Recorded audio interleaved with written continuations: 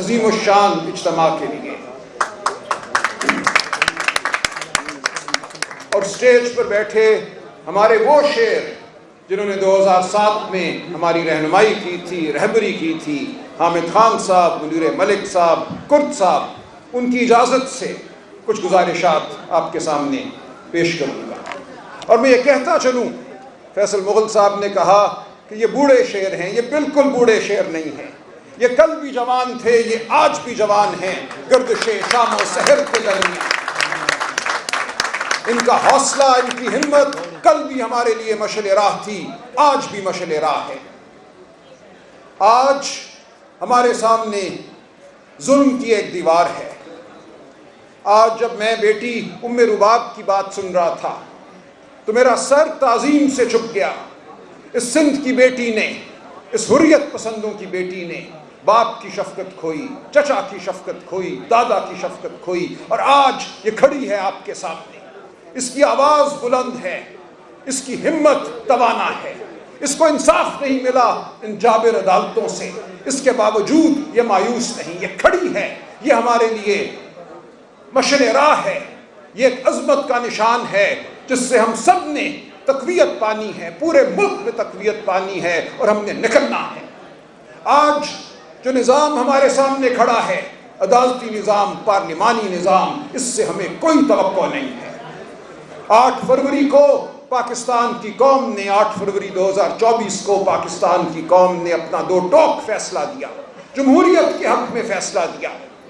اور آج یہ کہا کچھ دوستوں نے کہ سیاست ہمیں کامیاب نہیں کرے گی، ہم وکیلوں کو کامیابی کی جانب بڑھنا ہوگا، تو میں بسط احترام عرض کروں گا کہ آج وہ وکالت جو غریب کی وکالت ہے، جو انسان کے حقوق کی وکالت ہے، اور وہ سیاست جو انسان کی سیاست ہے، غریب پرور سیاست ہے، دونوں ایک جگہ آ کر کھڑی ہو گئی ہیں۔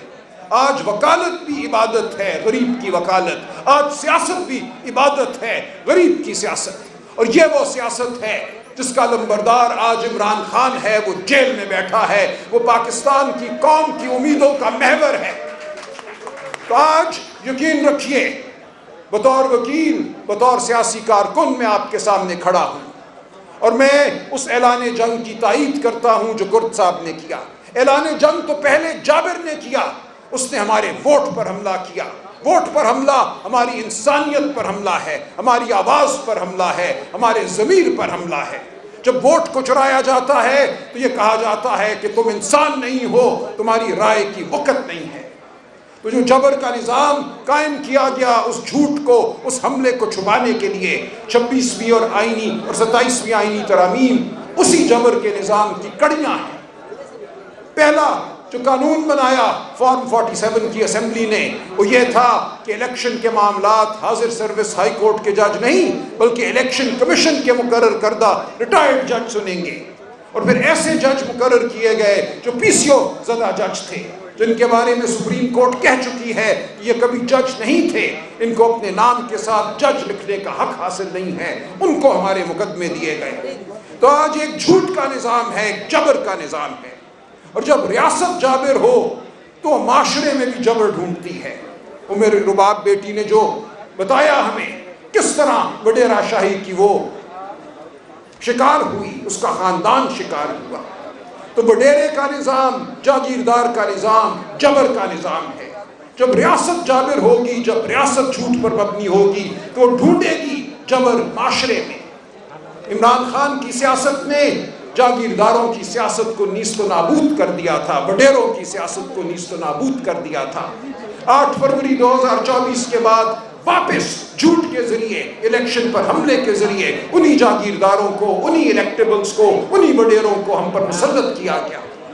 آج جو ہم دیکھتے ہیں کارپوریٹ فارمنگ، کیا ہے کارپوریٹ فارمنگ؟ یہ بے زمین ہاری کے منہ پر تماچا ہے، یہ کہنا ہے کہ زمین تیری نہیں ہے، تجھے اس زمین پر حق نہیں ہے، تجھے ہم اس زمین سے بے دخل کریں گے، یہ زمین ہم دیں گے اپنے منظور نظر کو، یہ زمین ہم دیں گے سرمایہ دار کو، وہ یہاں اناج اگائے، تیرے پیٹ خالی رہیں گے، تیرا چولہا نہیں جلے گا، یہ اناج کہیں باہر جائے گا، ڈالر کمائے جائیں گے، امیر امیر تر ہوں گے، تیری غربت پر کوئی فرق نہیں پڑے گا۔ تو آج ہم ایک ظلم کے نظام کے تحت جی رہے ہیں. آج پیکا کا قانون ہمارے سامنے ہے، وہ ہماری زبان کو بند کرنے کی کوشش ہے، صحافت کو دفنانے کی کوشش ہے. ایمان مزاری، ہادی علی چٹھا اور کئی اور اس کالے قانون کا شکار ہو چکے ہیں. آج ہمارے دوست چانڈیو صاحب نے کہا کہ ان کی زبان نہیں ہے، اس کو آئین وہ تکریم نہیں دیتا جس کی وہ حقدار ہے. ہمارے ایک اور دوست نے کہا کہ آج بلوچ مہرنگ بلوچ کے پیچھے کھڑے ہیں کیونکہ وہ ان کے حقوق کی بات کرتی ہے، ان کے تمدن کی بات کرتی ہے، ان کی ثقافت کی بات کرتی ہے. تو آج یہ تمام معاملات ہمارے معاملات ہیں، ہم نے ان کے لیے نکلنا ہے. ہمارا نظریہ پہلے بھی درست تھا. 2007 میں جب ہم نکلے تھے، جیلیں ہم نے دیکھی، ہم نے مارے کھائیں، ہم نے لاٹھیاں کھائیں، حامد خان صاحب کے ساتھ ہم کھڑے تھے. آج پھر ہمیں یہی کرنا ہے، ہم نے پیچھے نہیں ہٹنا. ہم نے بلوچ کے حقوق کے لیے لڑنا ہے، سندھی کے حقوق کے لیے لڑنا ہے. جو پنجابی آج بے روزگار ہے، جو غربت پہ پسا ہوا ہے، جس کی فصلیں تباہ ہو چکی ہیں، اس کے حقوق کے لیے لڑنا ہے. جو خیبر پختونخوا کے لوگ آج لہو لہان ہیں، جو اپنے گھروں سے بے گھر ہیں، ان کے حقوق کے لیے ہمیں لڑنا ہے. کشمیریوں کے حقوق کے لیے لڑنا ہے. کشمیر کا مقدمہ جمہوریت کا مقدمہ ہے. 2 دن قبل میں مظفر آباد میں تھا، وہاں میں نے یہی عرض کیا کہ جو ریاست خود جمہوریت کی نفی کرے، وہ کیسے کشمیر کے لیے جمہوریت مان سکتی ہے؟ وہ کیسے استصواب رائے مان سکتی ہے جب وہ خود ووٹ کو پامال کرتی ہے؟ تو ہم نے یہ مقدمے لڑنے ہیں. لیکن میں پھر یہ کہوں گا کہ اس دور میں کوئی بڑا مقدمہ عدالت میں ہم نہیں جیتیں گے. عدالتیں آج ہمارے لیے بند ہیں. کوئی مقدمہ ہم پارلیمان میں نہیں جیتیں گے. تمام بڑے فیصلے ہمیں آج سڑکوں پہ کرنے ہوں گے، ہمیں آج یہ فیصلے میدانوں میں کرنے ہوں گے. بالکل ٹھیک کہا ہمارے بھائی نے کہ آج ضرورت ہے کہ ہم باہر نکلیں. ہمارا اول دستہ ہیں وکیل، ہم قوم کا ضمیر ہیں، ہم قوم کی آواز ہیں. یہ قوم بیتاب ہے. 78 سال سے جس ظلم کو اس قوم نے سہا ہے، اس ظلم کو ختم کرنے کا وقت ہے. تو میں اپنے شیروں سے، شیر دل لیڈران سے یہ کہتا ہوں، بالکل آپ آواز دیجئے، آپ پکاریے اس قوم کو، ہم آپ کے ساتھ ہیں. پاکستان کی سڑکیں، یہ دھرتی، سندھ کی دھرتی، پنجاب کی دھرتی، بلوچستان، کشمیر، گلگت بلتستان اور خیبر پختونخوا کی دھرتی منتظر ہے کہ ہم باہر نکلیں. یہ ہماری دھرتی ہے. ہمارا آئین آرٹیکل 15 ہمیں حق دیتا ہے، رائٹ ٹو موومنٹ، کہ ہم چل سکتے ہیں. آرٹیکل 17 ہمیں حق دیتا ہے آواز بلند کرنے کا، فردن بھی اور مل کر بھی. تو ہم یہ آواز بلند کریں گے، ہم اپنے انسانی حقوق سے دستبردار نہیں ہوں گے. ہم باہر نکلیں گے، ہم بولیں گے، اور ہم امن پسند لوگ ہیں، ہم شرافت کے علمبردار ہیں. ہمارے گھروں پر چار دیواری پر حملہ ہوا ہے. شاید کچھ لوگوں کو اور صوبوں میں احساس نہ ہو کہ پنجاب پر کیا گزری ہے، کس طرح گھروں کو توڑا گیا ہے، بیویوں پر ہاتھ اٹھا ہے. پاکستان کی کالی تاریخ میں سیاسی ترین ادوار میں بھی یہ نہیں ہوا جو پچھلے 3 سال میں ہوا ہے. تو ہم لہو لہان ہیں، ہمارے دلوں میں غصہ ہے، لیکن ہماری آنکھوں میں عزم ہے. ہم نے وعدہ کر لیا ہے کہ ہم مفاہمت نہیں کریں گے ظلم کے ساتھ. ہم نکلیں گے، ہم آواز بلند کریں گے. عمران خان اسی لیے جیل میں بیٹھا ہے کہ وہ ظلم کے ساتھ مفاہمت نہیں کر رہا، نہیں کرے گا. آج وہ سیاست جس کا ہمیں انتظار تھا ہمیں نصیب ہو چکی ہے. آج ہم نے سب نے مل کر اس سیاست کا ساتھ دینا ہے، بلوچ کے حقوق کا ساتھ دینا ہے، سندھی ہاری کے حقوق کا ساتھ دینا ہے. سندھ دھرتی مقدس ہے، بلوچ کی زمین مقدس ہے. خیبر پختونخوا، پنجاب، کشمیر، گلگت بلتستان سب اس گلدستے کا حصہ ہیں. ہم نے صحیح معنوں میں پاکستان کو ایک گلدستہ بنانا ہے جہاں ہر خطے کے بسنے والوں کی حقوق، ان کی زبان، ان کا تمدن محفوظ ہو.